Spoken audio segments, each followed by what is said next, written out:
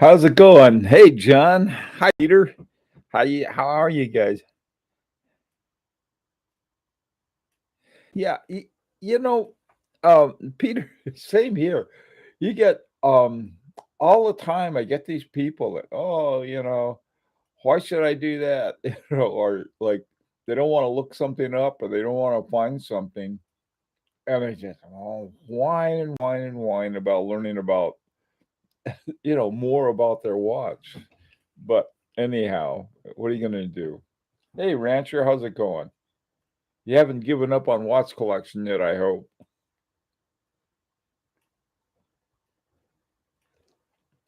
Um, Hi, Big Sal. Is the video and the audio okay? Junior, good morning.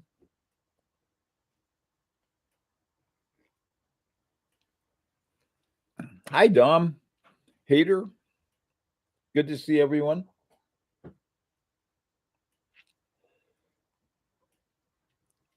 Great. Um, Let me sort of talk a little about. Um, hey, Jonathan. Let me talk a little about why the topic for this morning is was selected. I get these people that I ask people when they post a watch on High Horology Lounge that they put make, the model, and the movement and caliber movement, and I get these people that's like it's the worst thing that I could have asked them. Like, oh, how come I have to do that? It's like, because that's what makes a watch tick. But a lot of people don't like to do, poke around and find out about their watches. And I sort of wonder, if you don't, what do you do? Because to me, that's the most fun part. Biggest problem I have with research is that my wife comes in late at night and I'm poking around trying to find out something about a watch or learn something new about it or reading an article or doing something. And she says, come on, get going. Let's get to bed. It's late. I used to do the same thing when I was into programming. I'd stay up into the wee hours doing things with programming, learning about a new language, trying to figure out how to solve a programming problem. To me, it was fascinating. And I find the same thing is true with watch collection. And I don't know what I sort of looked at there was a video the other night, one of these chatting things with video and sort of in different kinds of people. And I'd never seen so much idiocy in one place. I mean, I thought I had, every time I see something like that, people had no idea what they were talking about. This one guy, he'd been around for a very long time, didn't seem to know. In fact, I think he knew less than he did several years ago. And I go, what are these guys doing? I think, um, and the other thing is misinformation. Earlier today, some guy had made some comment. It just was a cheap shot that he pulled out of the air on Hierology Lounge, and I used to to try to explain or ask the guy what he was talking about and why he made that comment, but I don't anymore. It's just like boop, because there's not the person, but the comment that was totally unfounded. I mean, it just was some little stupid cheap shot. And so anyway, so back to the topic. Um, what's going on in terms of when you go out and you want to find out about a watch, you want to do research on watches. Before I buy a watch, I try to find out as much as possible, and that's a very practical thing, and that includes the pricing because I've seen pricing. You guys know this too. Is that it's all over the map, and if you don't do it, see, this is something else.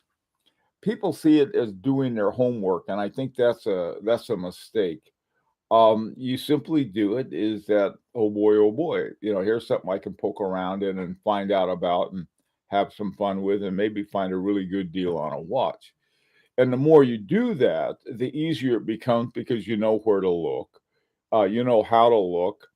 And another thing that's even more fun is finding some posting somewhere that's wrong. I mean, it's just like, hey, wait a minute, didn't this guy, you know, that where it happens a lot on people who post uh, ads and things. I've noticed that on Chrono 24, people will put up things almost unbelievably inaccurate. And I don't think that intentionally so. They just hadn't bothered really to take the time to find out about it. And I sort of was like, well, you know, why not? What's going on? Let's see what we got here. Um, Hi, Abdul, Ivan, Lee. Hi, Lee. Hey, neighbor.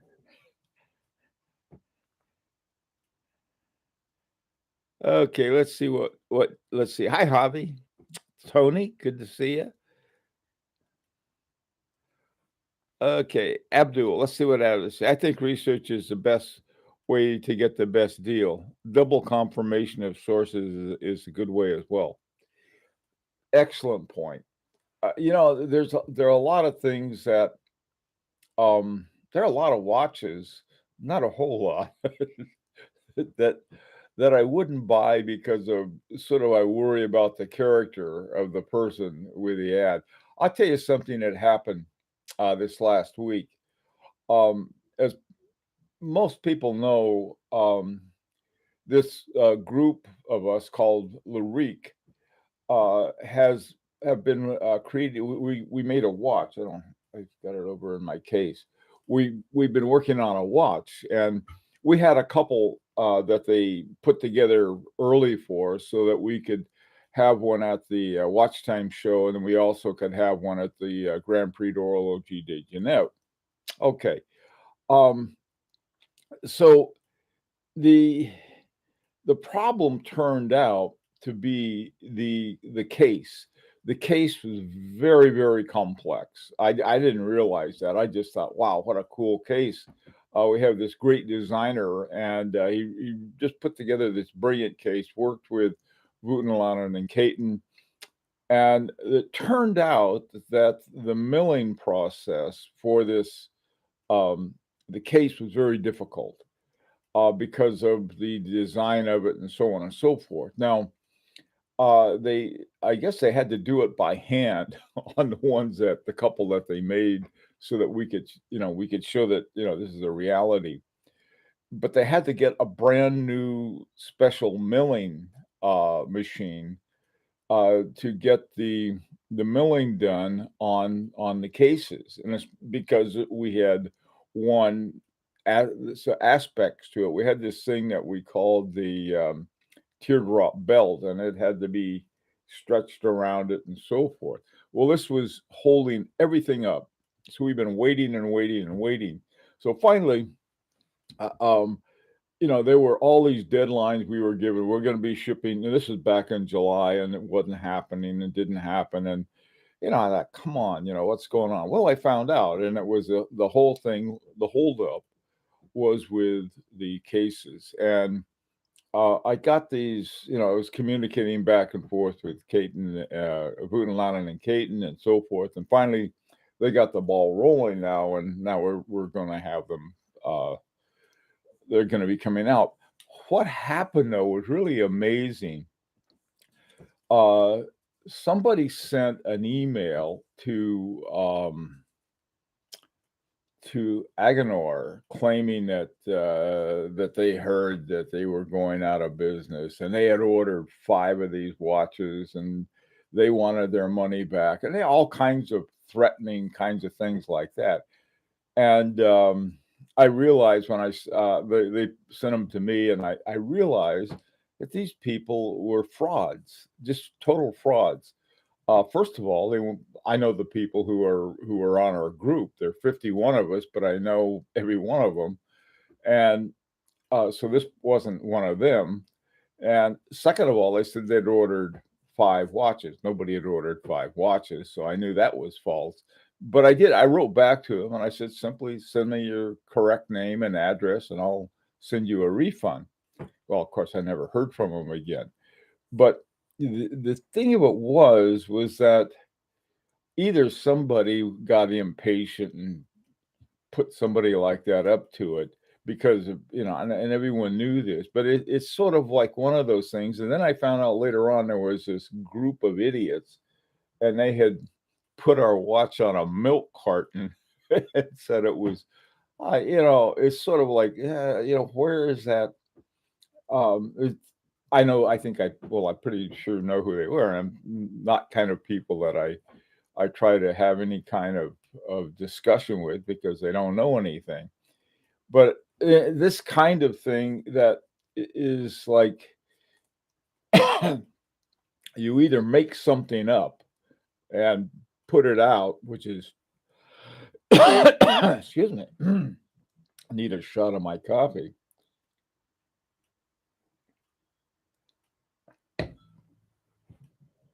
You, instead of going out and finding out about something, you simply make something up. So many people do that. And it's like, come on.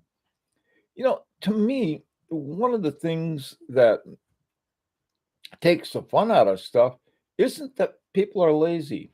I'm lazy. I believe me, I try to find the most non-difficult way to get things done. But the the what a lot of these people are, which I think I almost see it as a cardinal sin, is they're incurious. They don't have something that says, "Oh boy, I want to see what's on beyond the next sort of around the next corner." I saw this video on Amazon Prime. It's called Opie, and it was about these 2 Mars landers. One was called Opportunity, hence the nickname Opie, and the other one was called what was it called? Spirit. Anyway, so the video is about these two. What do I know about making spacecrafts? I know a little about robotics, but and so they're talking about how they made this robot and everything like that, and then they have to shoot it out like 250,000 miles. I don't know, whatever it is, or a million miles. It's a long way to Mars. So they shoot it out to Mars, and then they have these gizmos that it was just they look like a Rube Goldberg kind of thing, and one landed on one part of Mars and one landed on the other, and they were hoping to get 90 souls. Soul is a Martian day, and it's about 40 minutes longer than an Earth day. So they go out there, and I found myself transfixed by this video. I mean, like, oh boy, I wonder if they're going to make it. So it was like, and the people who were involved in this, they talked about this young gal, and she was among a group of students, and they were just, they saw some work that we're doing at JPL, Jet Propulsion Lab, and at Caltech. And I think the thing that they all had that so impressed me was this incredible curiosity. How does it work? How can we fix it? How can we make it better? That, I think, is, to me, lacking. That is like, you're lacking some kind of vital organ. And so that is a shame. How do people ever get that way that they don't? How can the curiosity be removed from someone? I think most of the watchmakers I know, especially this group of guys that and one gal that we're working with, they're all curious. I mean, in wonderful ways. So this is something I think that is really not a matter of being lazy or not. I think it's a matter of it's like they had something removed. Okay, enough of that. Oh, what do you got? I think, yeah, research the best way to get a best deal. Yeah, that is so obvious. I had a note the other day from a guy, and he found a deal that was a really good deal. It was Sky in England, and it was, I think, it was around 7,000 pounds, And that looked like a pretty good deal to me too. But I hadn't heard of the brand, so I looked up it, and they had the name of a movement and so forth. And I found it was an ETA movement, but they had some other name. So I wrote back to the guy and I said, I didn't like the looks of it. That was one thing. Something I wouldn't wear if I bought it. But I said, beside that, it's sort of they're charging a lot for an ETA movement. Not that there's anything wrong with ETA. They are inexpensive movements, and if you're going to have an inexpensive movement, you shouldn't pay too much for it. So anyway, well, the guy was all excited about that. Oh, good, didn't buy it, but it's like Abdul said, that's the way to save money. The more you know about it, you're not going to buy some watch that's not what you're paying for. It's not so much, people get off on these tracks that ETA is horrible. They're not. They are inexpensive, and they're not the same thing as some of these other ones that are out there. So anyway, again, I think curiosity. I don't know how people don't get it. Some people grow up, and I guess they're never encouraged to be curious. But man, I tell you, to me, that's the most important part of watch collection.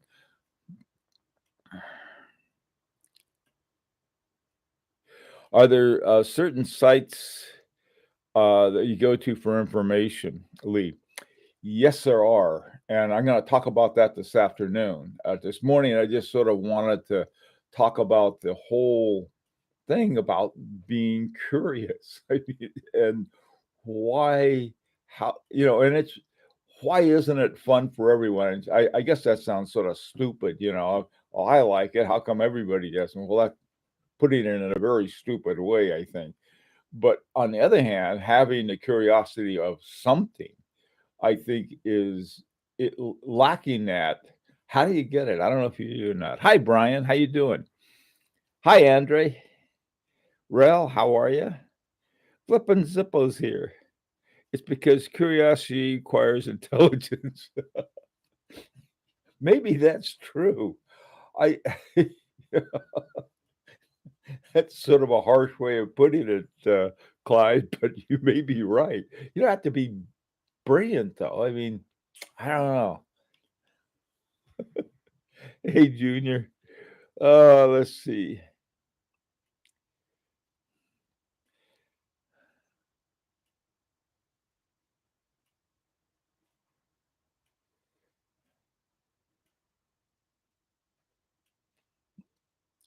Why you don't get it, I don't know.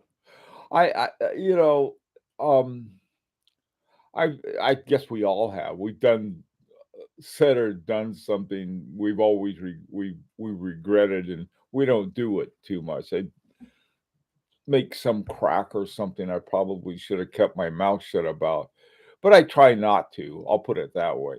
Other people sort of delight in that, just sort of delight in they're rolling around and what it, not ignorance. Ignorance is lack of information. Stupidity is I don't know what. I don't know how people get stupid either. I mean, we've all done stupid stuff. I don't think you can go through life without doing something stupid. Make a bad decision on something. But there's we try to rectify it so we can, go on. Hey, Big Sal, what's up? Some follow trends and confuse it for a hobby. Big Sal, I think you got a point. It's sort of like there's a herd, and so they stick their nose in at right in the last butt of the herd and follow it wherever it goes without really thinking too much about it. On this a recent, in fact, it was came out earlier this week, like yesterday. I had a thing on watch snobs, and what's with Rolex owners who don't appreciate not Rolex owners, but Rolex fans who don't appreciate their own stuff. And I mean, like some really interesting things, and they whine about it. They don't like the looks of it or one thing or the other, but not the fact that it's really good horology. There was like oh, that somehow comes automatic with the brand, and it must be good because they've written all of these things that tell us how good it is. Well, there's so much they don't know about it. I'm surprised. Why would they do that? On the other hand, you find uh, different kinds of what information or people that have somehow get their heads screwed around something. They get it around some kind of theoretical model that they're using, and they try to generate it all off of that model, which means that instead of having to go out and dig around, you're using sort of a some meta model of the way the world works to explain everything, and so you don't have to do any research. That's sort of weird too. Hey, hater.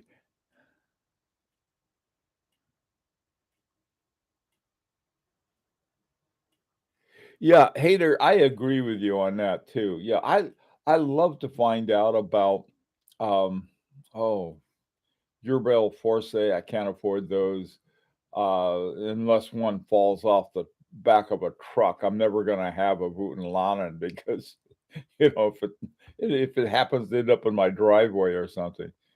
But yeah, but they're interesting, and the thing about it is what I've always felt is that, well, okay, they got this stuff in them, and this is why they're good. Let me see if I can find something that I can afford that's not popular or not well known yet. And and again, that goes back to doing, I hate to call it research because to many people, research is like work. To me, it's like the best adventure you can have. Years ago, I gave a lecture at Heidelberg. I had been at Cambridge, and we were taking a trip around the world with my family, and I had been invited to Heidelberg to give a talk about this rape research that I had done. And after I gave it, people seemed to like it okay. And I was talking to the guy who had invited me, and he said, "Your research sounds like an adventure." And I was like, "Yeah, okay. What's the question?" Um, and yes, it is, and I feel the same way with watch research. Watch research is an adventure. I mean, it's like, gee whiz, you're not supposed to have any fun. I had an office mate once, a wonderful guy, and what was it? There was a certain type of statistics that was popular in research publications at the time. I'm trying to think what it was. Um, I forgot the name of it, but it was a fairly complex piece of math. And he thought, well, if he did some research and he used that, he could more likely get it published. And it was true. If I can think of the name of the statistics that was used or the type, well, to me, yeah, I looked at the statistics and didn't think much of it. Um, and he didn't act like this was a lot of fun. This is something I can plug in, and by magic, it'll somehow bring me truth. And, and okay, path. It was path analysis. That's what it was. And so, it's like, was he having any fun with his research? Didn't seem to. He was like sort of grunting and groaning. I once did what was it called? Log linear regression on this data, and it turned it inside out. And I thought, whoa, that was sort of fun because it turned it upside down, and I apparently it to me it switched the independent and dependent variable. Weird stuff like that happens, and when it happens, that's when sort of the fun part begins. Um, Hi, Koji. How you doing? Koji, that is exactly right. Research is fun when it's your passion. Um, I don't know.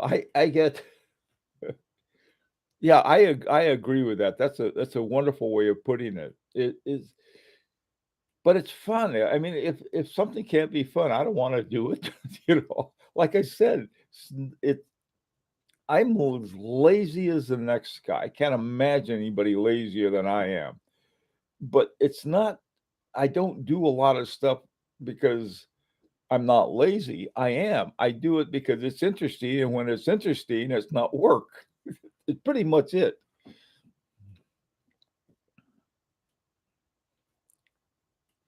Abdul and R&D, yeah. Yeah, that's yeah, Abdul's I think we were in a Zoom discussion the other day, and I saw this great lab that, Abdul was working in, you know, this guy with his colleague, Dr. Frankenstein, I think.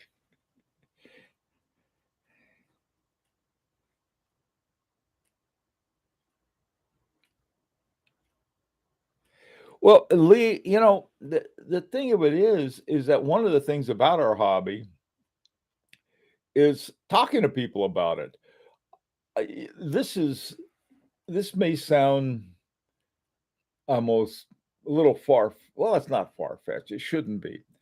I have found more good ideas from people who have comments, who make comments in the comment section, both at High Horology Lounge and also at, Watch Art Sci.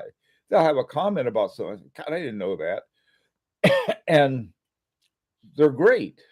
I mean, yeah, you do have your cheap shot artists, but, you're always gonna have them. But I think part of this whole thing of watch collection is that we can communicate, we can talk about it, and that's why, to me, it's important that I talk to people who I like, they're not just gonna be put a picture of my watch on a milk carton. That is in a way, it's sort of funny. Here's the weird part.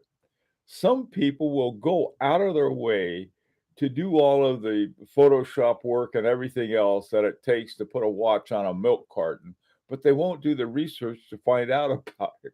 That's they'll sort of for a troll shot, they'll do a lot of work, but for just regular work, they won't do anything. Hey, Kent, how you doing?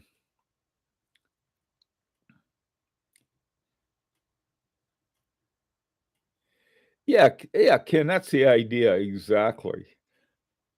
I was also told years ago back in graduate school is that uh, doing uh, so practical everyday freedom is doing what you have to do anyway.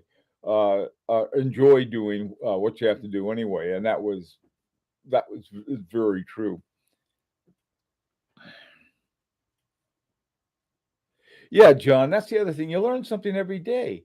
I mean, it's like I could bore myself, like, oh, hey, I already know about this. Well, I got to go out and find something new. Otherwise, I'll be incredibly, sort of put myself to sleep rather than just putting my wife to sleep. When I used to fly, I, talk about putting people to sleep by telling them, airplanes are there we were at, 10,000 feet and the wings were icing up, snore. Hey, Rancher. Ooh, it's frying pan time. Okay, guys. Hey, thanks for coming this morning.